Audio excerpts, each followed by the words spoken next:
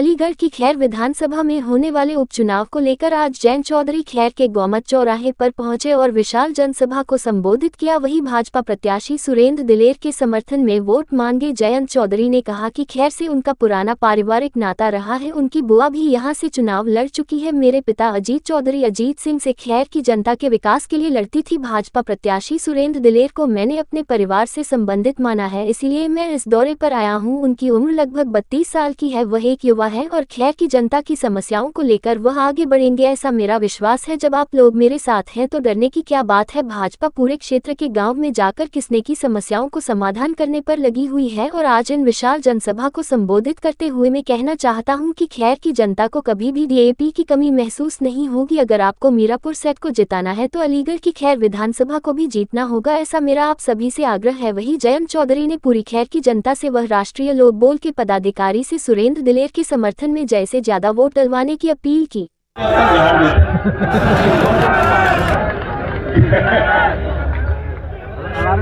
इतने पुराने लोग मुझसे आगे बात सुनते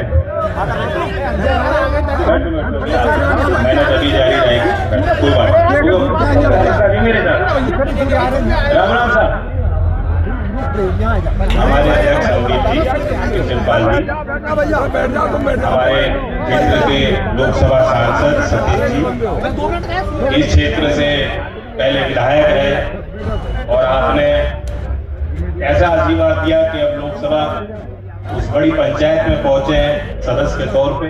मेहनती हैं अनूप जी, हमारे यहाँ उत्तर प्रदेश में एक बड़ी जिम्मेदारी जिनको सौंपी गई है, युवा कंधों पर मंत्री संदीप जी, सभी विधायकगण, हमारे क्षेत्र के सभी मौजूद लोग, मेरे सभी अभिभावक जो यहाँ दूर से चल के आए हैं।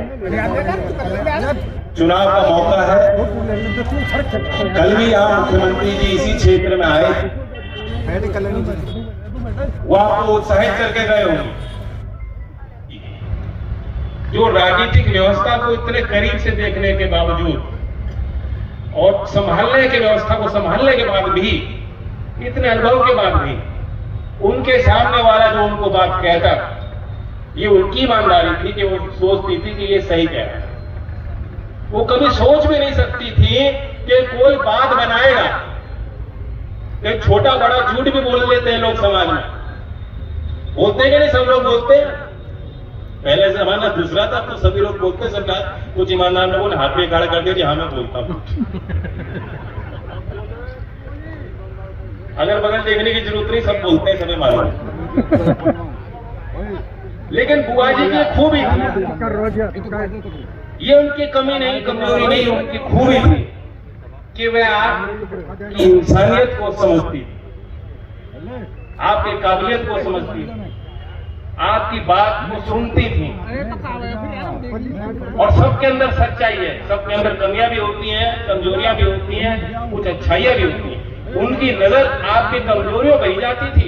अगर खैर का आदमी कुछ कह रहा है, अपने भाई से भी लड़ लेती थी। चौधरी अजीत सिंह से लड़ते मैंने उनको देखा है, क्योंकि खैर के किसान ने उनको कुछ बताया।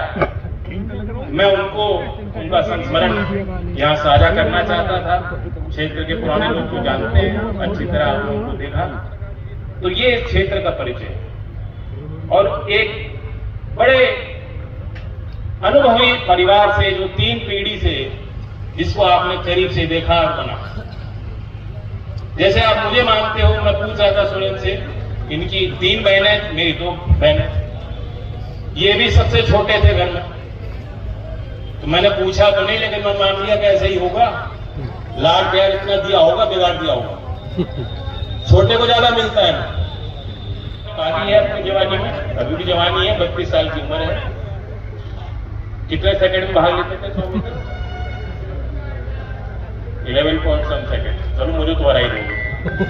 तेज दौड़ेगा, खूब काम करेगा, स्फूर्ति है, तो और क्या चाहिए। और लोकदल भाजपा साथ आ गई तो 56 लोग की जो थाली वो तो सज गई ऑलरेडी।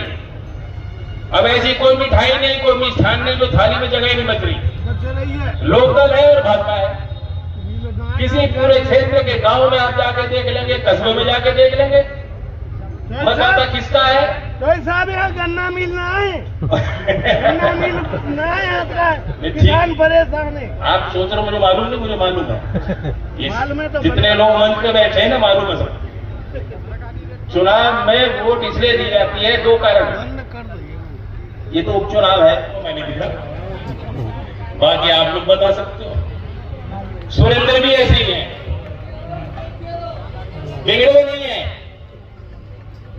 बड़े घर की औलाद के तौर पे इनका व्यवहार नहीं होगा, ये मैं दावे के साथ कह सकता। ये चुनाव की घड़ी में खैर क्षेत्र का विशेष सौभाग्य है, क्योंकि आप कह सकते हो कि एक विधानसभा क्षेत्र के दो मेंबर पार्लियामेंट ही हो गए, एक अलीगढ़ हो गया और हाथरस वालों का भी आपका हक है। तो हाथरस वालों के यहाँ जाओगे तो मना तो कर नहीं सकते, क्या कर सकते हैं? ना कर सकते। आया तो खैर कहीं कितने दूर जाएंगे, काउत ना करते। और अब आपको एक बार फिर विधायक बनाने का मौका मिल रहा है, जो अवसर मौका प्रदेश की जनता को नहीं मिल रहा। तो वीआईपी कॉन्स्टिट्यूएंसी खैर है, और आपको पता है कि पश्चिम उत्तर प्रदेश में जहां जहां चुनाव हो रहा है वहां सबकी नजर है, खासतौर से उत्तर प्रदेश में उपचुनावों पे देश की नजर है कि क्या होगा। लोकदल और बीजेपी का एक मजबूत गठबंधन इस बार बना है, और चर्चा चल रही थी, अपना अपना विश्लेषण होता है। लोग कह रहे थे इस क्षेत्र का एक अपना मिजाज और इतिहास है। इस क्षेत्र से मेरी बुआ जी भी आपने उस सदन में पहुंचाई, बहुत करीब से आपने उनको देखा, और मेरा तो लालच आने का यही होता है कि उनकी दो बात बोल दूंगा और उनके चेहरे की चमक मुझे याद आ जाएगी, दिलो दिमाग में वो पुरानी बातें मुझे जहन में और दिमाग में आएंगी। तो बुआ जी और पिताजी के ऐसे संबंध थे, बहुत लाड प्यार भी करती थी, या आपनों को जिताने के लिए। ये दो ही कारण होते मुख्य तौर पे, हो सकते हैं और भी कारण हो, मोटा मोटी बता रहा हूं, ये दो चीज होती हैं। मत प्रतिशत कैसे बढ़ा जाता है, इन दो चीजों से भावनाएं जब जुड़ जाती है लोगों की, लोग अपने आप वोट डालने निकल जाते हैं। अब नाराजगी की बात तो ये, मैं तो अनूप को मुस्कुराता देख रहा हूं, मैं जानता हूं अनूप से तो कोई नाराजगी है। लोकदल नया नया जुड़ा है सरकार में, ठीक है, मांग कर रहे हैं उससे हक कहने का, मुझे इनकी लड़ाई लड़नी है, लड़ भी रहे। लोकदल से कोई नाराजगी हो ही नहीं सकती, हम तो अभी आए सत्ता में, है क्या बताओ? तो नाराजगी तो है नहीं। अब विषय बचा के अपनों को मजबूत कैसे करोगे? अपने कौन है और उन्हें मजबूती कैसे दोगे? 3 पीढ़ी के सुरेंद्र और 3 पीढ़ी के जयंत आपने देख लिए। अब तक इस यात्रा में मैंने खूब गलतियां भी की हैं, वह भी आपने माफ की। और यहाँ 12 क्षेत्र के लोग भी आते हैं, वो तो उनका तो थोड़ा और ज्यादा वो मजबूती से कहते हैं। आज सभा की अध्यक्षता भी हमारे चौधरी जी कर रहे हैं, चौधरी साहब। कल मैं मीरापुर जाऊंगा, जहां आपकी पार्टी की मिथिलेश पाल एनडीए के उम्मीदवार हैं। लोकदल का चुनाव चिन्ह एनडीए के उम्मीदवार, जहां मुख्यमंत्री यहां तो आए कल, उससे पहले उनके प्रचार में वो मीरापुर लोगों को आह्वान करके और भारतीय जनता पार्टी के कार्यकर्ताओं को विशेष तौर पे काम पे लगा के आया। तो मैं तो यही कहूंगा, अगर मीरापुर जीतनी है तो खैर जीतनी पड़ेगी, क्यों लोकदल वाला? सीधी सीधी बात है, कोई लाभ लपेट की बात नहीं करने वाला। नीतिगत बात, चुनाव है, क्या करूं नीतिगत बात? ये तो आपने काम देख लिया सरकार और पहले की सरकारों में अंतर कितना है। ये सरकार वही काम कर रही है जिसका सीधा लाभ अभी तुरंत नहीं मिलेगा, लेकिन आने वाली पीढ़ियों को उसका काम का एहसास होगा। संस्थागत सुधार अलीगढ़ के लिए तो सबसे बड़ा काम मैं मानता हूं, क्योंकि हम लोग भावुक लोग हैं। किसानों के बीच के बहुत कम नेता निकल के आए हैं जिनको राष्ट्र के मुख्य धारा पे, देश के पटल के, देश की नजर के सामने ला करके सरकार ने सम्मानित किया। चौधरी चरण सिंह जी तो भारत रत्न दिया ही है, लेकिन एक क्षेत्र में जिन्होंने, जैसे सुरेंद्र एक राजनीतिक घराने से हैं, वह तो यहां मुरसान के घर में पैदा हुए और हाथरस के राज परिवार में उन्होंने गोद लिया, वृंदावन में महल बना। इसकी बात कर रहा हूं, राजा महेंद्र प्रताप जी।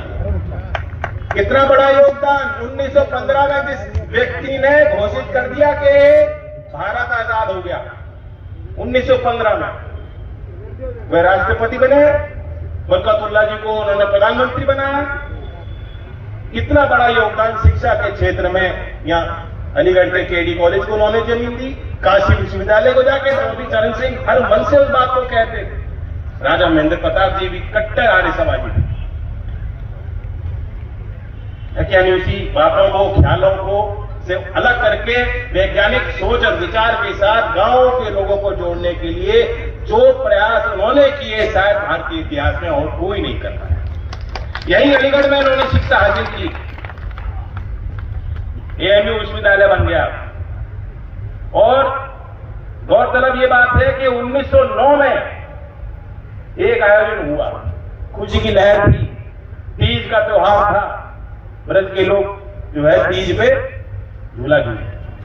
तो आयोजन बड़ा था, यज्ञ हुआ कि जो है पुत्र का के जन्म अवसर पे कोई शुभ आयोजन है। दूर दराज से सभी ज्ञानी लोग पहुंचे होंगे, शुभचिंतक पहुंचे होंगे, बड़ा जमावड़ा रहा होगा। राजा महेंद्र प्रताप जी ने कहा, मेरा पुत्र पैदा हुआ है और ये औद्योगिक शिक्षा की संस्थान को मैं आपको सौंपता हूं। लोग अचंभित रह गए कि हम सोच रहे हैं अपने बेटे के जश्न में बुला रहे हैं। वो प्रेम विद्यालय का गठन उन्होंने किया, जो देश की शायद सबसे पहली ITI होगी, वो 1909 में राजा महेंद्र प्रताप ने बना दिया। और नाम क्या रखा? प्रेम महाविद्यालय। तो ऐसे महापुरुष को सम्मानित एनडीए की सरकार कब करती है? जब उनके कंट्रीब्यूशन को समझते हुए, जीवन के उनके संघर्षों को उनके विचार से जुड़ते हुए वो ये कहती है सरकार कि यहीं अलीगढ़ में जहां उन्होंने शिक्षा हासिल की, उनकी कर्मभूमि पे जिस चीज के लिए उन्होंने पूरा दान कर दिया अपना सारा साम्राज्य, उस शिक्षा पद्धति को बढ़ाने के लिए गांव को, लोगों को, नौजवानों को हमने 5 से 7 दिन का उनका ट्रेनिंग भी कराया कि आपको साक्षात्कार में बैठना कैसे है, अपने आप को पेश कैसे करना है, अपना बायोडाटा कैसे तैयार होता है, ताकि जो आज इंडस्ट्री की जो डिमांड है, जो लोग नौकरी देने वाले जो उद्यमी हैं, व्यापारी बैठे हैं, वो किस प्रकार का ह्यूमन रिसोर्स चाहते हैं, किस प्रकार के लोगों को नौकरी देने के लिए वो तैयार है, उस बात को भी समझना चाहिए नौजवानों को। तो 7,000 बच्चे वहां भरतपुर परसों आएंगे। मैं पूछना चाहता हूं, ये ब्रज का क्षेत्र पूरा एक ही है, एक ही मिजाज है, एक ही भाषा है, एक ही लोग हैं। इससे पहले इस क्षेत्र में कभी आपने सुना था कि एक दिन में हजारों बच्चों के लिए मेला लगेगा, उनको जानकारी मिलेंगी, उनको नौकरी मिलेंगी? कभी कोई सरकार इस प्रकार का काम गांव देहात के पिछड़े इलाकों में कभी नहीं करी। तो सरकार तेजी से काम तो कर ही रही है।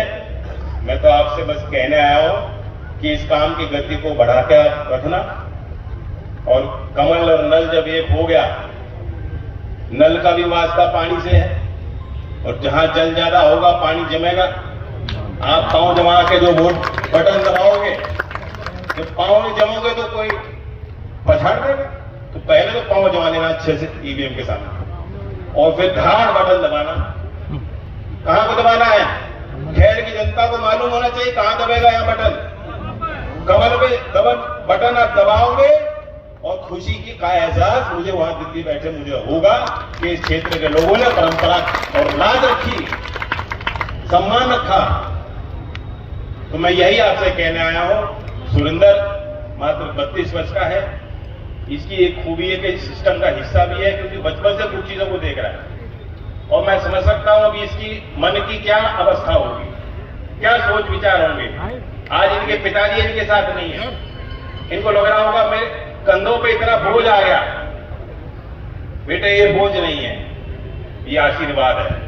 ये आशीर्वाद तुम्हें हमेशा आगे और ताकत देगा, बढ़ाएगा, ऊर्जा देगा, कारण देगा कि तुम घर पे नहीं बैठोगे, तुम लोगों के बीच मेहनत करोगे, दौड़ोगे, पसीना बहाओगे। तो मुझे पूरा विश्वास है। और राजनीति में विश्वास ही होता है। जब जनता विश्वास नहीं करती तो नेता सारे बेकार हो जाते हैं। आप जब तक मेरी बात पे यकीन करोगे, जो विश्व विख्यात है वो ताला। अब ताला लोग घर पे लगाते हैं सुरक्षित रखने के लिए, अपनी संपत्ति रखने के लिए, अपनी पूंजी को बचा के रखने के लिए ताला लगाते हैं अलीगढ़ का। आने वाले समय में यहाँ गोला बारूद, यूएवी, ड्रोन, जो डिफेंस टेक्नोलॉजी है, आपको पता है कि कोल के क्षेत्र में वो जो जमीन भी उसकी आवंटित कर दी गई और 39 कंपनियों ने करार भी कर दिया, वो आगे भी आ गई। हजारों करोड़ रुपए की लागत से वो निवेश करेंगे और इस क्षेत्र के हजारों नहीं लाखों बच्चों को भी उसका फायदा मिल सकता है। और जिस तरह से यहाँ के जवान आर्मी में, पैरामिलिट्री में देश की रक्षा के लिए तत्पर है, तो यहाँ पे बनाए गए उत्पाद भी, हथियार भी, औजार भी, उपकरण देश की रक्षा के लिए समर्पित होंगे और देश और दुनिया में निर्यात भी उनका होगा, उसका लाभ भी आपको मिलेगा। तो ये सारी सरकारी चीजें हैं जो काम हो रहा है, लगातार निरंतर हो रहा है। चुनाव आते जाते रहते हैं, ये काम नहीं रुकेगा। परसों मैं भरतपुर जा रहा हूं। अब रिश्तेदारी की बात करने नहीं आया मैं, जैसे योगेश कर रहा था। और आपकी बेटियां, हमारी बेटियां बहनें हैं, कोई दिक्कत कर रहे हो तो मार्ट वालों का कान पकड़ लूंगा। दो विधायक बैठे हैं। भरतपुर इसलिए जा रहा हूं कि कौशल मेला लगा है। अभी बिजनौर में भारत सरकार, एनएचपीसी और राज्य की सरकार के सहयोग से हमने एक दिन में 2700 बच्चों को ऑफर लेटर दिलवाया, नौकरी दिलवाई। और अभी भरतपुर में पिछले 20-30 दिनों से एक अभियान हमने चलाया है, उसमें पंजीकरण बच्चे करा रहे हैं, उनकी ट्रेनिंग हो रही है। 7000 बच्चे आगे आए, बेटियां, हमारे बेटे लड़के, हमें नौकरी चाहिए। साथ यहाँ होती है, गन्ने की बड़ी पैदावार होती थी इस क्षेत्र में। गन्ना की यहाँ खेती और विकसित हो, यहाँ उद्योग विकसित हो, इसके राज्य सरकार तत्पर भी है। और हम और सब सार्थक प्रयास इस और हम सब लोग मिलकर जो मंच पे बैठे हैं, सब जिम्मेदार लोग हैं, जाके सार्थक प्रयास करें। और आपको पता भी होना चाहिए, पेरू जो एक लैटिन अमेरिकन कंट्री है, पूरे लैटिन अमेरिका में आलू का सबसे ज्यादा उत्पाद पेरू में होता है। उनकी पुरानी परंपरागत तौर पे खेती और विधि बहुत विकसित है, उनकी यील्ड काफी ज्यादा होती है। और दुनिया में चाइना के बाद अब एक अंतर्राष्ट्रीय शोध केंद्र यही आपके बगल पड़ोस में आगरा में बनने जा रहा है, जो आलू पे शोध करेगा, अनुसंधान करेगा, उसका भी लाभ आपको मिलेगा और किसको मिलेगा। विश्वास रखना इन्हें अवसर को और विधानसभा लखनऊ में क्षेत्र के लिए लड़ने के लिए धन्यवाद। जय हिंद।